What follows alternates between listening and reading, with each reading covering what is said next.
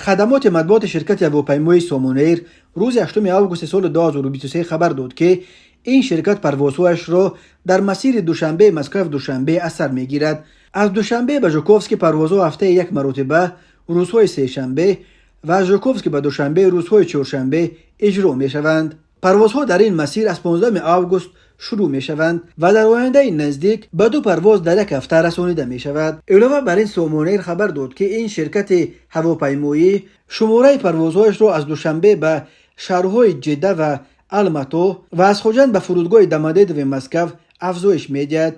از صحنه 7 آگوست پروازها از خوجند به دمادید و بازگشت هفته 2 مرتبه روزهای دوشنبه و پنجشنبه انجام داده می شوند.